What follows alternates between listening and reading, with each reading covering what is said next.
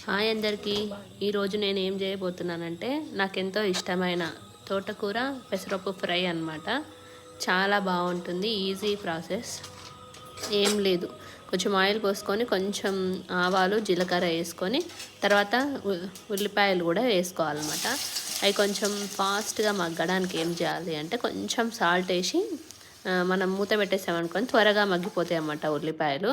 ఈ ఉల్లిపాయలు మగ్గగానే మనం నానబెట్టుకున్న పెసరపప్పు ఉంటుంది కదా, అది కూడా కొంచెం వేసి మంచిగా ఏమంటే గోల్డెన్ కలర్ వచ్చే వరకు ఫ్రై చేయాలన్నమాట. సిమ్లోనే వేసుకోవాలి ఈ ప్రాసెస్ అంతా. ఎంత సిమ్లో వేసుకుంటే అంత బాగుంటుంది టేస్ట్ అంతా. అయితే కొంచెం అల్లం వెల్లిగడ్డ పేస్ట్, కొంచెం పసుపు, ఇవన్నీ కూడా కొంచెం మిక్స్ కాగానే కొంచెం ఇవి అన్నీ కూడా సిమ్లో పెట్టి వేస్తుండాలి. ఎంత బాగుంటుందంటే అసలుకి మీరు ఒకసారి జొన్న రొట్టె వేసుకొని తినండి, అందులో ఇంకా చాలా బాగుంటుంది.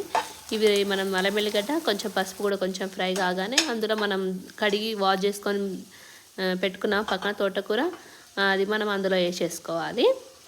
అది వేసేసుకొని కొంచెం ఫ్రై వేసుకోవాలన్నమాట. మనం కొంచెం ఫ్రై అయ్యాక కొంచెం కారం కూడా కొంచెం ఫ్రై అయినాక యాక్చువల్గా ఇప్పుడే ఉప్పు వేసామనుకోండి వాటర్ అన్నీ బయటకు వచ్చేసాయి అన్నమాట.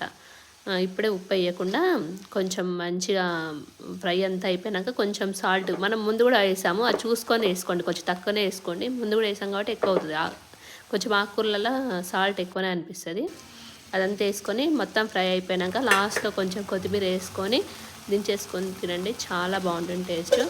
థ్యాంక్ యూ సో మచ్ అండి ఇంతసేపు ఈ వీడియో ఇచ్చినందుకు. Thank you so much. Bye.